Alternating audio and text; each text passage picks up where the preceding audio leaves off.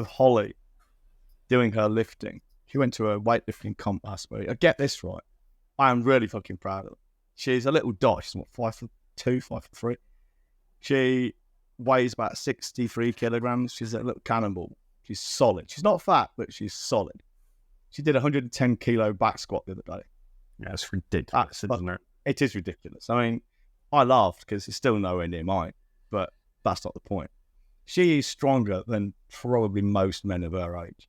Most guys, unless they're actually regular gym goers and squat, most guys would crumple under 110 kilos. No, 100%. Absolutely. Fucking hilarious. I'm very, very proud of her. I mean, she will get stronger than me. There's no question because I'm getting older and she's getting into her peak. In 5 years, I will start to decline in strength. It's just a biological fact. Mid-60s. So she will beat me. I don't care. I think it's great. There's no ego there. I fucking can't wait. But I'm not going to let her have it easily because then it won't mean anything. Probably pushes you on some. Absolutely. Absolutely. Not out of ego, but out of, I want her to push her. And one of the easiest ways to push her is to be stronger than she is. And it's all good fun anyway. Nothing wrong with good competition. No, but anyway, she sent me these photographs because she paid for these photographs to be taken by the official competition photographer. These are Holly's lifting face. Honestly, women, there's not a single woman in Christendom who's got a pretty crying face, right? I think the same is true of lifting faces. Yeah. They're pushing out a particularly large turd, They're brilliant. But all power to her. She's doing brilliantly. Very proud of her. But anyway, talk about chatty shit, right? I saw this fucking post. I mean, for my sins, because of the data capture we're doing and this, the selling to your ideal target client means identifying these people. And regardless of what else we think about the platform, LinkedIn is a good place to find people. I don't say it's a good place to interact with them necessarily or approach them, but it's a great place to find them. Certainly as a single, the first point of contact, if you like, or the first place to find them. So you can then look at their website and look at Endol and other resources. But I saw this fucking post because you can't avoid it. You see these things. Oh, my eyes. And it was this fucking bloke. Honestly, it just my nutting. Saying, every business, your website is the first point of contact from your customers. Well, I just can't even begin to break down how stupid that is. It isn't necessarily. And I said to him, this is just internet myopia. And he got all on his high horse. And I said, okay, you go to a strange town, you go into a restaurant, or you just walk into a pub at random and buy a pint. I've just proven your point is wrong. Well, don't look at a pub, go online, and then look at the website, and then go in and buy a pint. You're fucking walking and buy a pint, eh? Or a newsagent, or a motorway service station, or a garage if you need petrol. It's absolute bollocks, and they're just off the top of my head. So, let's dispel that myth about your website has to be the most important thing in your business because it's where everybody goes, because it just isn't necessarily, is it? No, and define contact. First contact. Like, what does that even mean? Like, that's such a vague... Is not, for example, I imagine this person is posting rather often on social media and has resorted to saying things to get engagement, to feel good. Is the first contact not the first time they see one of their posts? When they connect it's on LinkedIn that share etymology? I mean, one of his... it's perhaps unfair to poke too much fun at this individual because most people are making the same mistake. And most people are making the same mistake, to be fair. It's just when I say a young lad, he's probably in his 30s, but to me, that's a young lad. He's just a young lad who's become a website designer, and that's his hammer to crack everything he sees as a problem, which is, as far as he's concerned, by default, is a nail. And I get it. Everyone who's into X thinks X is the best thing to solve their problems. We are somewhat different, and I'm not just saying this because we can demonstrate this is different. We are somewhat different in that we've done all these things. We've done other things. We haven't just done the one thing we're doing right now. We're doing the one thing we do right now because we've done all the others and they don't work anywhere near as well. That simple, isn't it? I've been doing it for 20 years. If anyone's listening to this thinking, yeah, but ABG, everybody says that. I've got 20 years in the fucking trenches of direct response marketing, direct response copywriting, direct mail, and I've done the online stuff as well. And there's absolutely no doubt about it. Direct response marketing is the way to go. And in that little niche, direct response copywriting to present your message over the medium of direct mail. When I say the best, I can even define what I mean by best, as in it's efficient and it's effective, low competition, high ROI. But it's predicated on various things, such as having a high ticket item. I mean, you can sell low cost items by direct mail. Viking Direct do it really well, but your margins are thin. That is hard work, and you need the pipeline and the cash flow to do that. But anyway, back to websites. I really do wish people would get this stupid idea out of their head that your website is this all singing, all dancing thing that's supposed to attract people. So you've got to get SEO down pat. But that's the nonsense as well. We don't care about SEO. I don't give a shit if people. I mean, if they find us, great. If they don't, I don't give a fuck. It's akin to content marketing to me. Yeah. All of a sudden, there's an entire discipline we don't have to worry about, writing our posts to attract people, because we just don't care. For my website, and this is going to be translated to the main company website, my Evil Boy Genius website is one page of HTML. It's flat. It's a flat file. You know? And again, most website designers won't even probably know this nowadays. In the old days, when every website was basically HTML, as opposed to programmatically generated by a content management system, your main page, your homepage is site.html. That's the default. So I've got a site.html to my website. It's the entire thing. Now, that I do have 3 other pages. I have manifesto, thanks, and oops. Manifesto is for people who want the manifesto. The only link from there is to the homepage. If you submit successfully your details for the manifesto, you go to the thank you page, and that's got one link, and that's back to the homepage. And oops is if something goes wrong. There's a link on there too to the homepage. That's it. That's my entire website. So, talk a little bit about why the strategic decision behind stripping your website back to the absolute bare bones, and why we are doing it to the main site as well. Because to the outsider, and we've had this opinion opined to us a couple of times now, we've been told it looks, unprofessional, which is an interesting choice of words. It looks homemade, amongst other things. But there's a lot of thought that goes behind something so simple, and to some people, so shit. Yeah, well, this is my website on a mobile. You see it? There's the headline. evilballgenius.com for those listening. And if we go up, we see it's just text. This is flat HTML. This is not WordPress or anything else. It's lightning fast. That's all it is. And we're going to make the main business website pretty much a carbon copy. Why have we done it this way? Well, we've done it this way because we understand what we're doing. Most people don't. Most people have got this idea in their heads that your website is like a shop front. Yeah. Okay? And they assume that everyone's going to see about them, or anytime anyone wants to see about them or learn something from them, they will go to their website and use that as a catalogue. Yeah, their brochure. So most websites are catalogue websites. A brochure, yeah, brochure, catalogue, whatever. Brochure is probably a better description, actually. Yeah. So they create their website as a brochure. So it's got about me, it's got meet the team, it's got my history, it's got contact, it's got services, portfolio, prices. It's a brochure.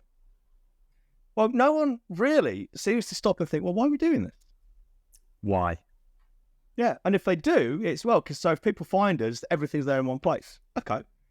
Well, there's an enormous number of presuppositions in there. One is people are searching for you or what you do, and then see your website come up in Google or Bing, and then click on that link and go, well, yeah, that does happen. I'm not denying it. But how often? And how much competition is there? And are you going to spend your time trying to get to the top 2 or 3 in Google as, copywriter Ireland, website designer, fucking Leicester, whatever? Are you going to do that? And if you are, then how does the brochure then sell you? Because it doesn't. A brochure tells. It doesn't sell. It tells. Now you can write a brochure so it sells, and I've done it for clients. But again, it's something you pay someone like me a lot of money for. You don't just do it by giving it to your website designer. I'll say more about website designers in a moment. None of it good. You have to ask the question as well. Well, why are people searching for me? What has happened beforehand for them to be searching?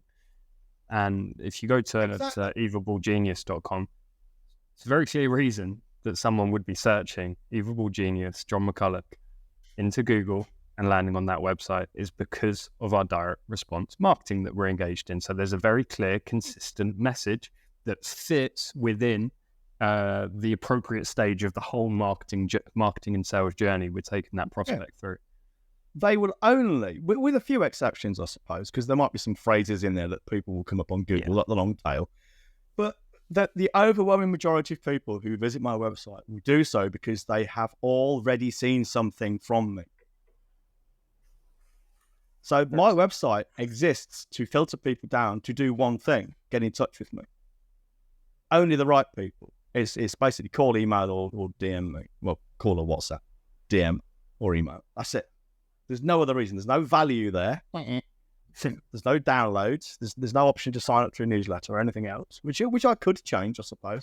But it's to do one thing. And people will only ever go there if they're specifically looking for me. And if they'll only be looking for me if they've already seen something. Well, when are they going to see something? Maybe the podcast, possibly LinkedIn. Overwhelmingly more likely than either of those is direct mail. And that page doesn't carry on the story or the narrative, but it's completely and perfectly aligned with anything they would have read in the reinforces. The reinforcer. Reinforcer. Yeah. It's the backup. It's they've been hit with the left and they haven't quite dropped yet, so they've come to the website and they receive a nice big right hook. Yeah. Very simple. It's anything else. Often, if you litter your website with lots and lots of portfolios and case studies and massively complicated price lists, which I see all the time, all those things are actually friction creators. They're creating friction. They're acting as obstacles to stopping people getting in touch with you because you're giving them the information up front and allowing them to make decisions which are probably more properly made with your guidance and you asking Socratic questions than them just being dished up this fucking huge menu. What do you want to eat from this menu? Yeah. Oh, yeah, you might do that in a restaurant. Fine. You might do that in a fast food restaurant. You might do that at a buffet. But imagine you go to, say, a PT to lose weight, to get a specific result, maybe put on some muscle. Okay? He or she will tell you the macros you're supposed to be eating. They won't give you a load of food and say, what would you like to eat? And let's try and fit it into your program. Really, that's not what they do. They will tell you how much of different things you need to be eating. So, a good PT won't start by giving you a huge fucking menu of exercises and food and saying, well, what takes your fancy? You're not qualified to judge. That's why you go to a fucking PT. Or the same with us. People come to us because they're not qualified to judge and choose between a lot of these things. So why would you give them the option? Furthermore, the more shit you have on your website, the more shiny buttons you have, the more people will click and skim as opposed to read, which probably does a lot of you a favor. Ironically, does a lot of you a favor considering the quality of writing out in the business world. But if you have one singular, clear, concise messaging in HTML format, isn't that rather intriguing compared to 10 different, items you can choose from in the burger menu, filled with various images that you flick from left to right because they believe that they serve as reading anchors when in reality you just scroll through and look at the pictures. And now this episode is not to shit on web designers. If they are behaving strategically and it's all very well thought out, but unfortunately that's not the case. It becomes one big self-flagellating. Flagellating. Flagellating. It's not self-farting. It's not the self-dick-sucking. Have you seen those self-farting gas masks? No. So you're on some different websites. Yeah, and it's like a gas mask. Yeah, I did figure out what you meant the moment you said it, right? But not everyone's as kinky as you mad bastard. That's damn true, that is. I mean, anyway, I was looking at that for a friend. So you do yourself a disservice by putting all of this shit on there rather than having a clear, concise message.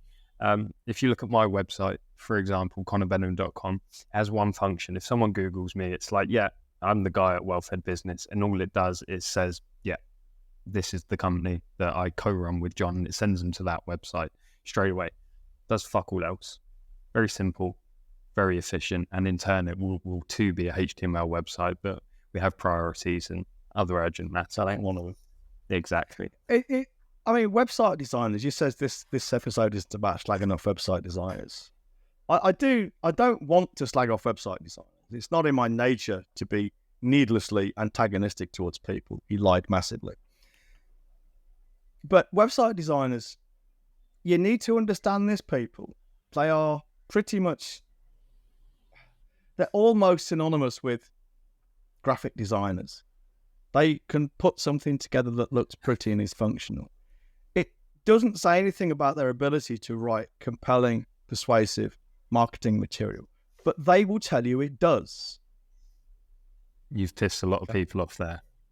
I don't care. I really don't, because their opinions, their feelings are none of my business. What I'm speaking is the truth. Like a graphic designer has no business creating adverts for magazines unless they are trained in direct response marketing. Because what you get is something which is aesthetically pleasing.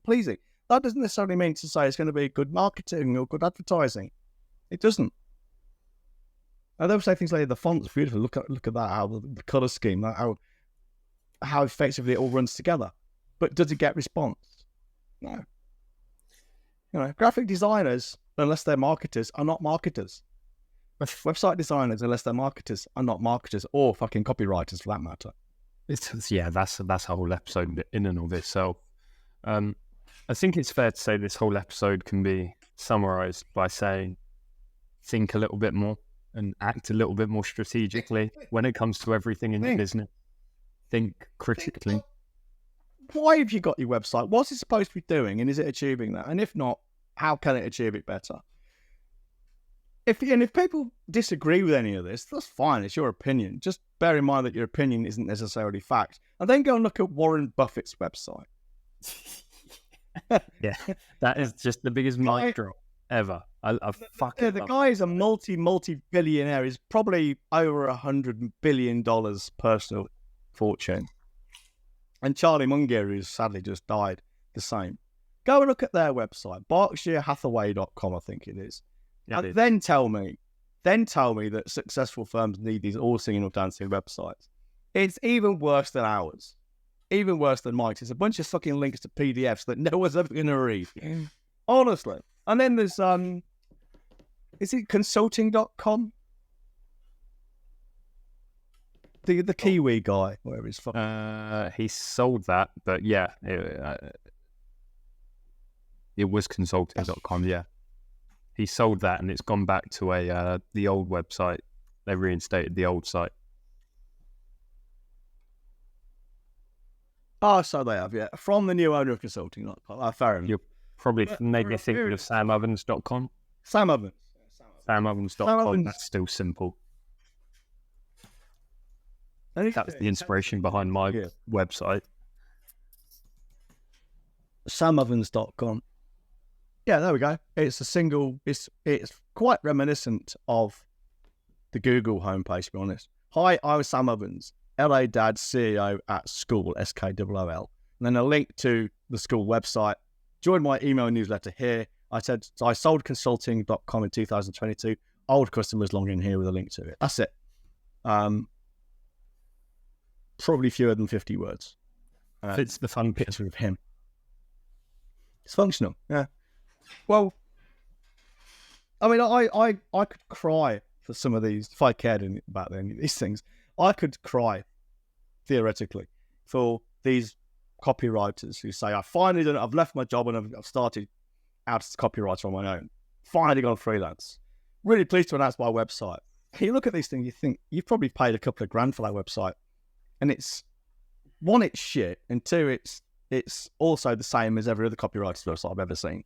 And they're also shit. I used to, and I don't know her, and I haven't seen her in several years. There used to be a lady at a co-working space I used to go to rather regularly. And she would parade herself around as a website designer, but also a marketing strategist. She had a background in marketing very different to mine. Me and her didn't share a single opinion, I think. I've met those as well. Yeah.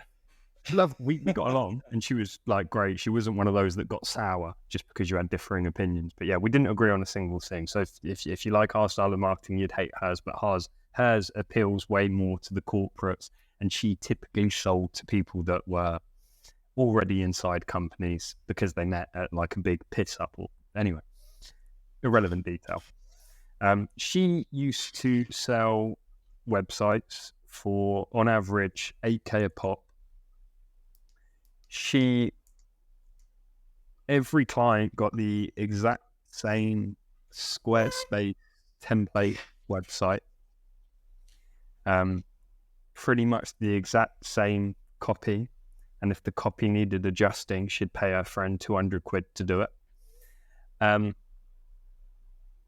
She then had a back-end package for like $1,000 a month to look after the website and keep the blog updated. Of course, she paid her friend like £100-200 to do that monthly, and she wasn't managing shit because it's a Squarespace website. So as long as it's fucking loading, she doesn't have to deal with anything. And yes, she was rather successful, and she would admit that it was the easiest money she's ever made. And she parades websites to be this big deal, but it took her less than a couple of hours to do each one. Fucking hell, we're in the wrong job, Connor. Yeah. Does anybody want a website? But it's awful because the people, here's the real tragedy of it.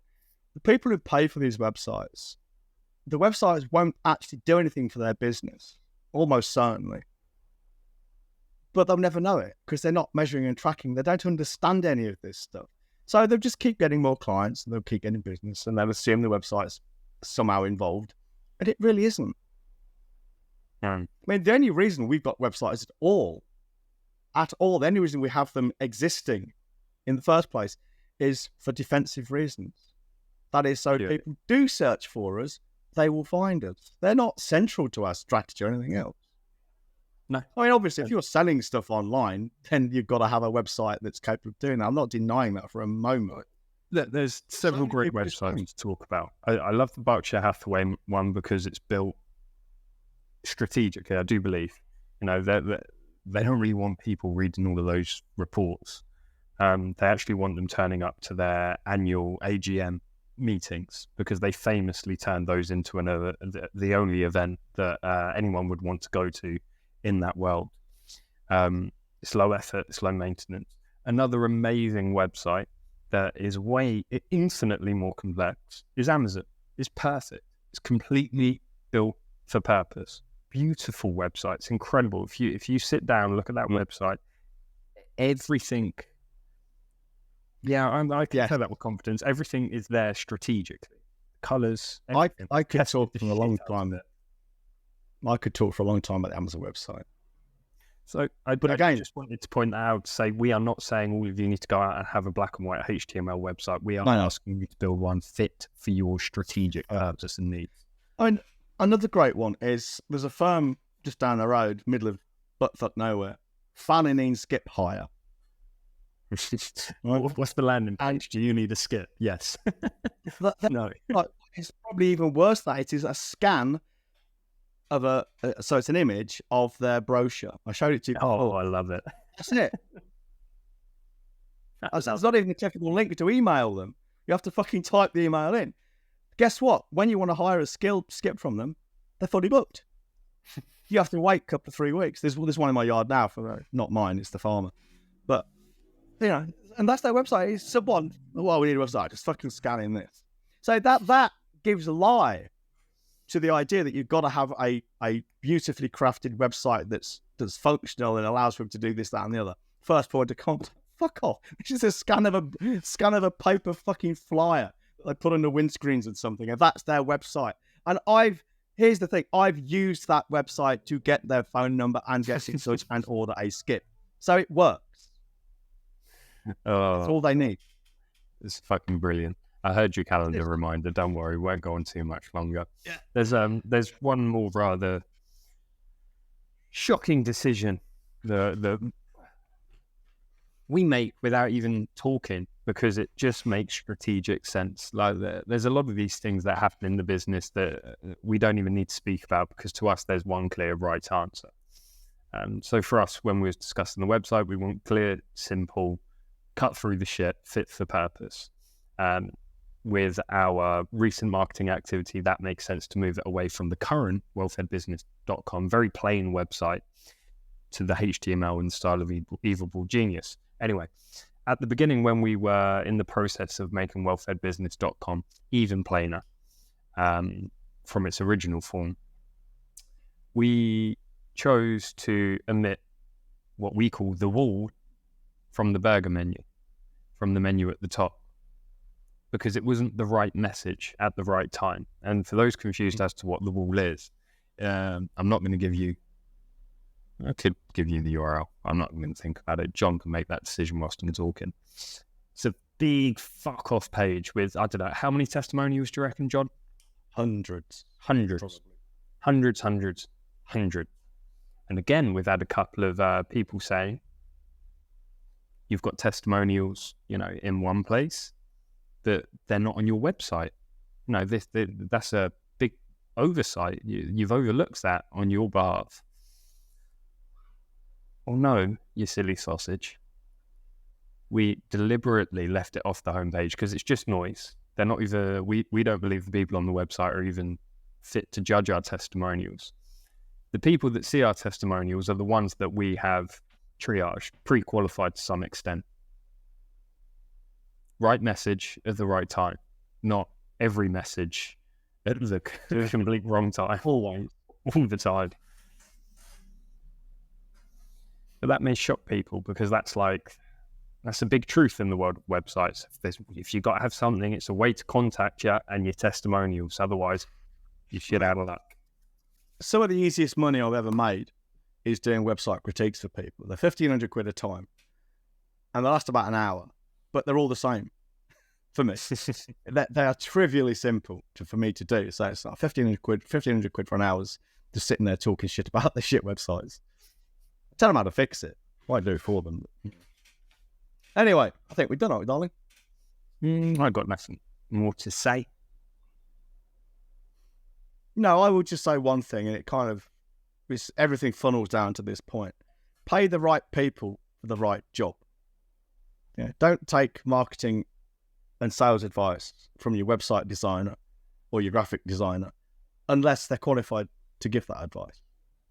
And I will also say, if anyone ever says in anger, we will make you stand out from the crowd, they are incapable of making you stand out from the crowd. Why do I say that? Because that's just a fucking stereotypical phrase they've not even thought about. They've just taken that phrase from someone else and they're just regurgitating it. They don't understand what they're doing. They've got no imagination whatsoever. They're incompetent. They should probably be taken out, shot, buried in a fucking shallow grave, dug up a week later, shot a second time to make sure they're dead, and then left out for the foxes. And on that note, go. If you want to work with us, and there's at least 2 people that have told us recently that they would never work with us because they hate our style, off the back of receiving direct mail and doing some research into us. So if you're one of the devotees that have listened to the end and you enjoy our poor language and our rather unusual, unorthodox style, and you're tempted into working with us, we'll see if that's possible. But you got to start it off by emailing Holly at wellfedbusiness.com. She'll then put you into touch with us if we deem it's appropriate. And on that note, yeah, see you later, squad. See you later.